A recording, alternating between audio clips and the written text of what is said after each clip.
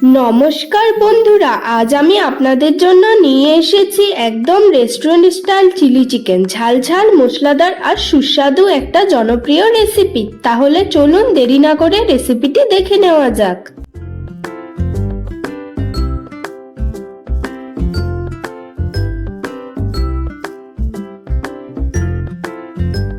প্রথমে আমি চিকেনটা ভালো করে ধুয়ে একটি পাত্রে তুলে রাখছি।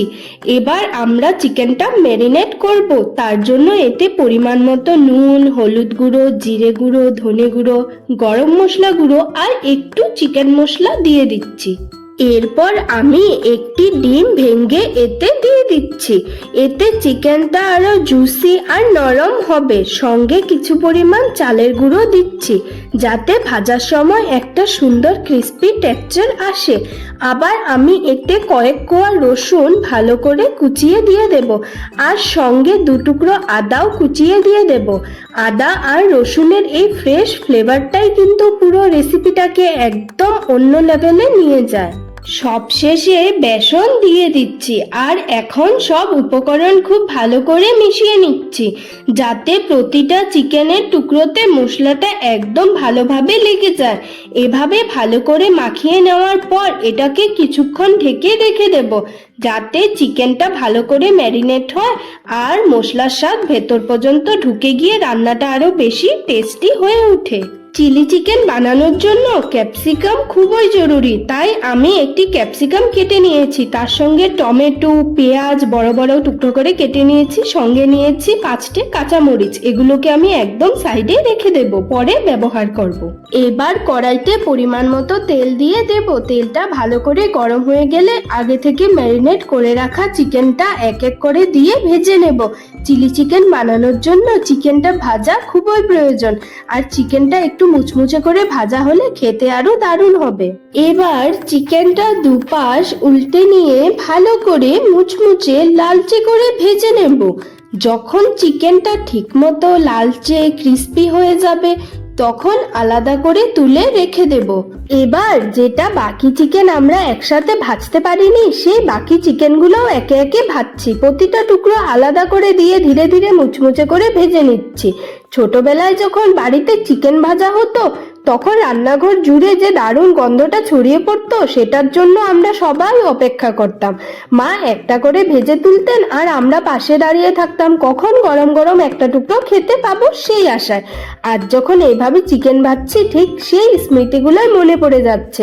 রান্না আসলে শুধু খাওয়ার জন্য নয়, এর সাথে জড়িয়ে থাকে অনেক ছোট ছোট অনুভূতি আর গল্প। একটু তেল আমি কড়াই থেকে তুলে আলাদা করে রেখেছি।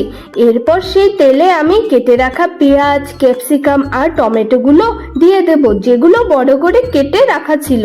সেগুলো দিয়ে সুন্দর করে লালচে আর নরম হয়ে যাওয়া পর্যন্ত ভাজবো, যাতে সবজিগুলো ঝোলমলে আর স্বাদের দারুণ হয়ে ওঠে। এভাবেই ভালো করে ভাজা করলে সবজিগুলো একদম লালচে, নরম আর মুচমুচে হয়, আর খেতে দারুণ লাগে। এই স্বাদ আর রংটাই চিলি চিকেনের আসল চাবিকাঠি। এভাবে ভাজা হয়ে গেলে আমরা এগুলোকে তুলে আলাদাভাবে রেখে দেব। এইভাবে একবার এই রেসিপিটা বানিয়ে খেয়ে দেখুন, নিশ্চয়ই ভালো লাগবে। আর ভালো লাগলে কমেন্টে জানাবেন রেসিপিটা কেমন লেগেছে, সেটা জানতে পারলে আমার খুব ভালো লাগবে। এবার কড়াইতে পরিমাণ মতো তেল দিয়ে দিচ্ছি। তেলটা গরম হয়ে গেলে তাতে পেঁয়াজ কুচি দিয়ে দিচ্ছি। পেঁয়াজ কুচি দেওয়ার পর এখানে আমি 5টা কাঁচা লঙ্কা চিড়ে নিয়েছিলাম, সেগুলো দিয়েছি। তারপর দেব আদা কুচি আর রসুন কুচি, যেগুলো আমরা আগে থেকে কুচিয়ে রেখেছিলাম। এগুলোকে ভালো করে ভেজে নেব। লালচে করে ভাজলে গন্ধটাও সুন্দর বেরোবে, আর খেতেও কিন্তু অনেকই দারুণ লাগবে। ভালো করে ভাজার পর আমি দিয়ে দেব হলুদ গুঁড়ো, লঙ্কা গুঁড়ো আর একটু জিরে গুঁড়ো। জিরে গুঁড়ো বেশি দেওয়ার প্রয়োজন নেই। এগুলো ভালো করে কষিয়ে নেব, যেন মশলাগুলো পুরোপুরি ভাজা হয়ে যায়। তারপর আমি একটু পিৎজা সস আর টমেটো কেচাপ দিয়ে দেব। আমি এখানে সয়া সস ব্যবহার করিনি, কিন্তু আপনারা চাইলে দিতে পারেন।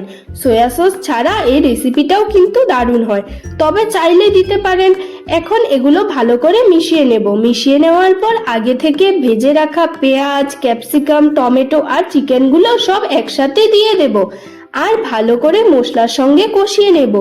এই ধাপটা কিন্তু খুব গুরুত্বপূর্ণ, কারণ এখানে সবকিছু একসাথে মিশে যায় আর স্বাদটা দারুণ হয়ে ওঠে।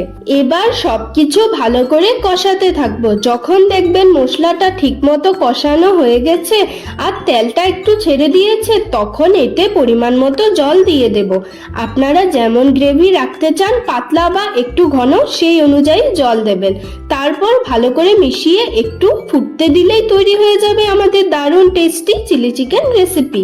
তো এই ছিল আজকের একদম সহজ আর সুস্বাদু চিলি চিকেন রেসিপি। আশা করি আপনাদের ভালো লেগেছে। আপনারা একবার বাড়িতে বানিয়ে দেখবেন, আর কেমন লাগলো অবশ্যই কমেন্টে জানাবেন। ভিডিওটা ভালো লাগলে লাইক, শেয়ার আর চ্যানেলটা সাবস্ক্রাইব করতে ভুলবেন না। ধন্যবাদ। দেখা হবে আবার নতুন একটা মজার রেসিপি নিয়ে। ততদিন ভালো থাকুন, সুস্থ থাকুন।